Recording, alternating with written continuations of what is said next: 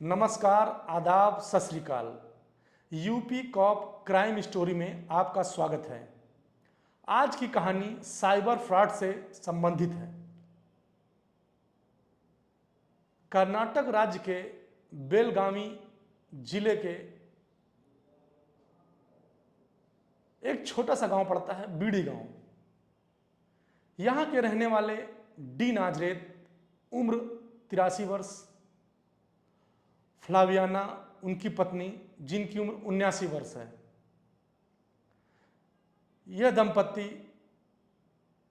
ने बहुत प्यार से अपने गांव में एक प्यारा सा घर बनाया था, जिसका नाम इन्होंने सबाना विला रखा था। सबाना डी नाजरेत साहब की मां का नाम था। डी नाजरेत साहब चर्च आया जाया करते थे, पड़ोसियों से ज्यादा कोई मतलब नहीं रखते थे। 27 मार्च 2025 को चर्च से कुछ लोग चंदा लेने के लिए इनके घर आते हैं।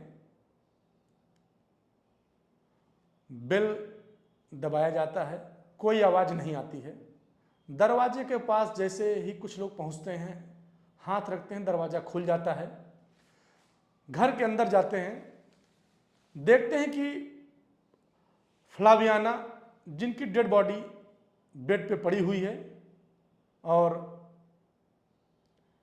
थोड़ी ही दूर पर डी नाजरेत साहब पानी में पड़े हुए हैं। एक भूमिगत पानी का टैंक बना हुआ था, उसी के अंदर। पुलिस को सूचना दी जाती है, पुलिस आती है। पुलिस देखती है कि डी नाजरेत साहब के कलाई में और गले में कट का निशान है, और फिर पुलिस पूरा कमरे को खंगालती है।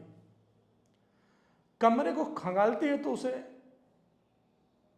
पुलिस को 2 पन्नों का सुसाइड नोट मिलता है।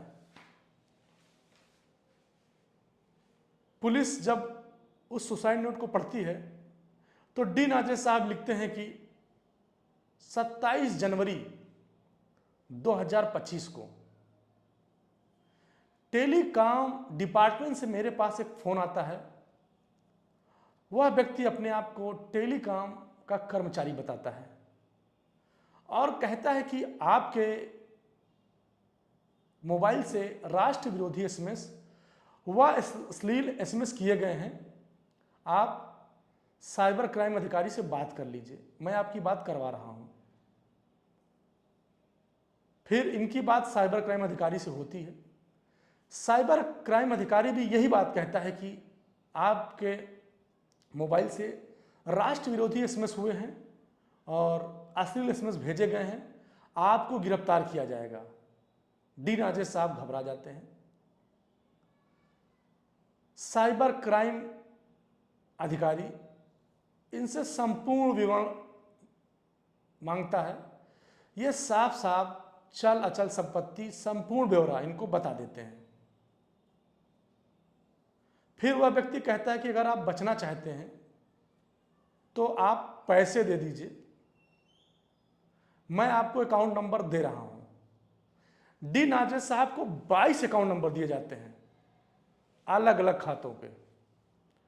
उन 22 अकाउंट नंबर में डी नाजरेत साहब 59,63,000 रुपए 59,63,000 रुपए डाल देते हैं। तभी भी फोन आना बंद नहीं होता है। जो 2 नाम से संबोधन वो करते थे, पहला टेलीकॉम ऑपरेटर का कर्मचारी और दूसरा साइबर क्राइम का अधिकारी, उन लोगों ने अपने अपने नाम बताए थे। वो भी नाम उस सुसाइड नोट में मेंशन कर देते हैं और कहते हैं कि मैंने इन दोनों को देने के लिए अपने दोस्तों से 5 लाख रुपए, 50,000 रुपए चर्च से, वह 7,15,000 रुपए मैंने अपनी पत्नी के गहने बेचकर जुटाए थे। जो मैं सब कुछ इन लोगों को दे चुका हूं। अब मैं थक चुका हूं। फिर पुलिस इनके मोबाइल को खंगालती है। मोबाइल में देखती है कि इनको इंटरनेट कॉल आता है, VIOP, वॉइस इंटरनेट प्रोटोकॉल। वो कॉल दुबई से होता है। एक मार्मिक बात डी नाजिर साहब लिखते हैं कि इतना सब होने के बावजूद भी मैंने अपनी पत्नी के प्यारे कंगन व कान की बाली नहीं बेची है। इनको बेचकर दोस्तों का कर्ज चुका देना व मेरी डेड बॉडी का अंतिम संस्कार न किया जाए, मेरी डेड बॉडी को मेडिकल कॉलेज में रिसर्च के लिए दे दिया जाए। डी नाजिर साहब की 10th की शिक्षा बेलगावी में ही हुई थी। हायर एजुकेशन के लिए यह मुंबई चले गए। वहीं पर महाराज सचिवालय में इनकी नौकरी लग गई। 1995 में रिटायर होने के बाद यह दंपत्ति अपने गांव चला आता है और एक प्यारा सा घर बनाता है। मैं पहले बता चुका हूं, जिसका नाम सबाना विला रखते हैं। जब यह बात पड़ोसियों को पता चलती है और इनके कुछ दूरी पर एक रिश्तेदार रहते हैं, उन्होंने कहा कि बस दुख इस बात का है कि इनकी कोई औलाद नहीं थी। यह बहुत ही खुददार व्यक्ति थे, लोगों की मदद कर देते थे, लेकिन कभी किसी से मदद नहीं लिया था।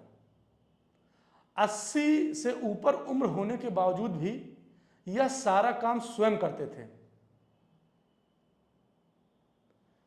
डी नाजिर साहब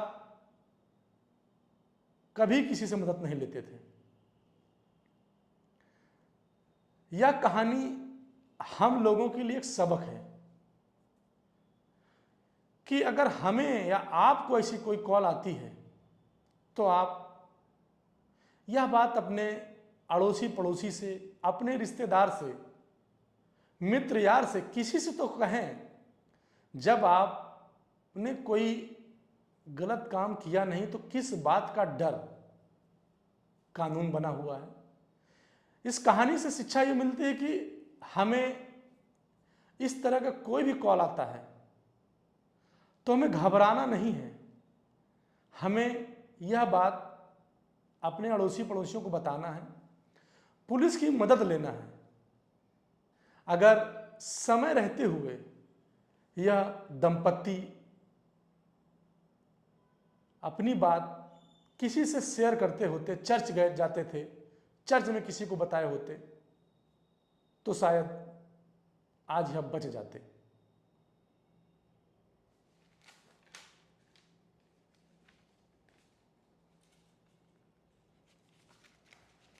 डी नाजिर साहब